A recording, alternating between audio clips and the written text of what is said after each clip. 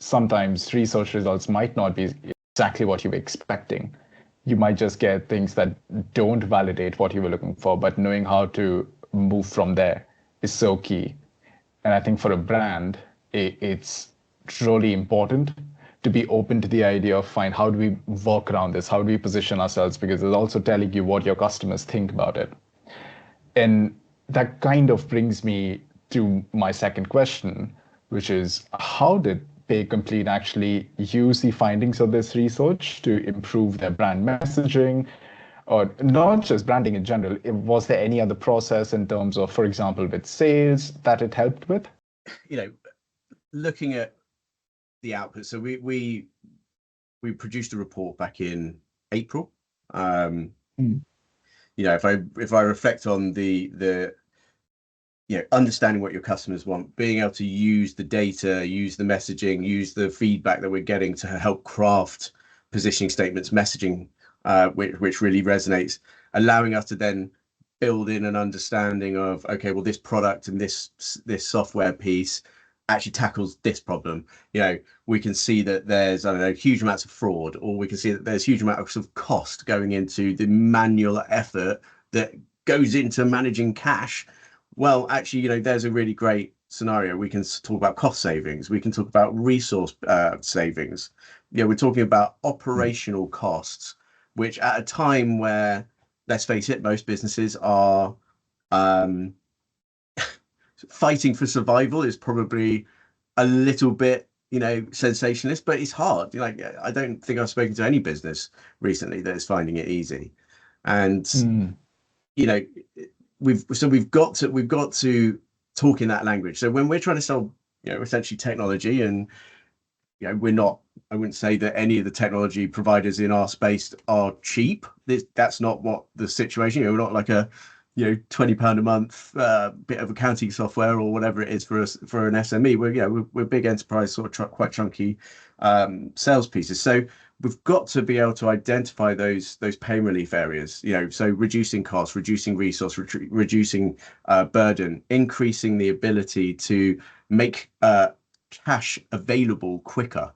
Instant banking, instantly bank payments, that sort of thing. That stuff which allows a business to operate in a much more, efficient, well-oiled manner.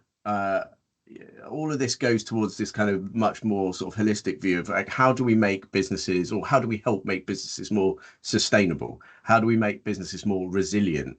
Because, at the end of the day, if we don't provide something that creates that additional knock-on benefit, well, we're not going to have a customer in the future. So we have to build products, we have to build solutions and services around these guys to help them become more sustainable, more resilient. So what the research has allowed us to do is look at both the business side and also the consumer side, and say, okay, look, this is what businesses that we are targeting within a particular segment, vertical, across certain territories. This is what they think of cash. This is what they think of that whole scenario that every digital payments company for the last 25 years has said is, cash is dead, right? So taking that as the starting point, it's no wonder. And, digital payments, I used to be a digital payments marketer. We all did a great job at telling everybody in the world that cash was dead because it made sense for our business model. It made sense because cash was actually quite expensive to process. There wasn't the technology provision there. There wasn't the sophistication in the software, so there really wasn't anything that could marry up to it. What we're now finding is that, firstly, most of the businesses that we spoke to don't believe cash is dead, and they also don't think cash is going to disappear. So this is a really great message for us to latch onto, which is, your fellow retailers, hospitality, other people in the market are saying that this isn't going to disappear. They're also talking about inclusivity. They're talking about social goals. They're talking about really important macro matters, global stuff about, ESG, let's make the world a better place.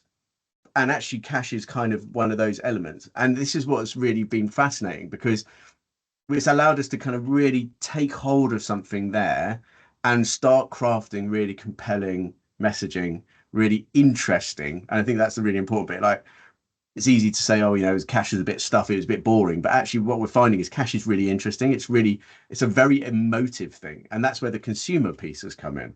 Because what we've actually seen is there's a complete change in the way that the consumer is basically perceiving cash, how they're using cash, and the purpose of, if you like, of cash in their day-to-day lives is become much more clear through the research that we've done. So again, that's not just allowing us to go, great, that validates that we're going to be around for a while as a business to our investors or to whoever else might be interested. It's more about us saying, actually, we know what your customers want. Customers, we know that X type of person is actually really keen on using cash. So have you thought about what that means in terms of you using cash as a way to acquire new customers? Have you thought about it as a way of creating new loyalty around cash? So it's suddenly you're dealing with a scenario which opens up massive strategic opportunity for a whole range of different routes to market and different businesses. So business to business research, incredibly important. Find the acute pains. Then consumer research, really important. Understand your customer's customer so that you can provide value add. And through doing that, connect the dots in a way which really fundamentally makes you as a business. And this kind of almost comes back to the first point, why is research so important?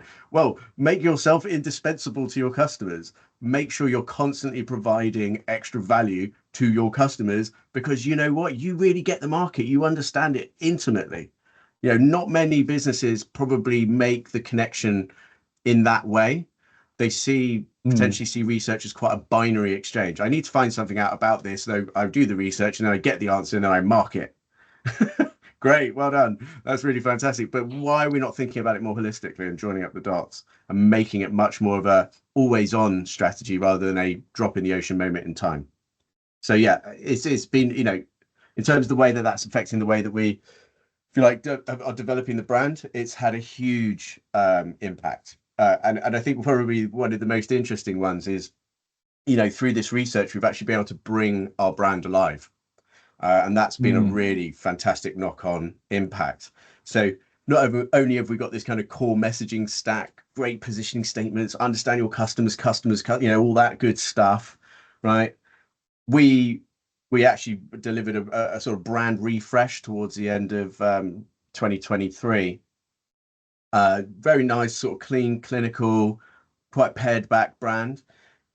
What we've managed to do with the research is actually we've created characters now that can talk to the different pains and the different kind of challenges that different people are facing.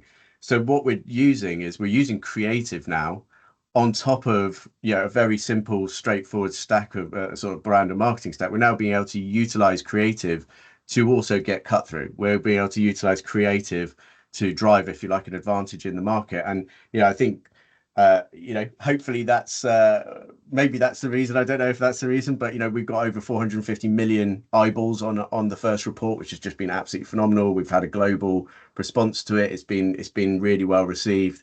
It's certainly one of the most, it's certainly a key paper that's been delivered in the last sort of decade around cash usage. And with our consumer report, again, there are things that have come out of this consumer report which just blew my mind, really, to be honest. I just wasn't expecting it. So again, we're in the process currently of bringing that to life, and that will go out into the market in the same way, and hopefully we'll get another 450 million eyeballs on it. But it's so from a brand perspective, it's not only just allowed us to tighten up what we do. It's tightened up how we position our products and solutions and services. It's allowed us to be more creative, and it's allowed us to look at the wider picture that says we're not just a hardware and a software company that sells and puts something underneath that front desk and in that back office and to that bus driver or whatever it is.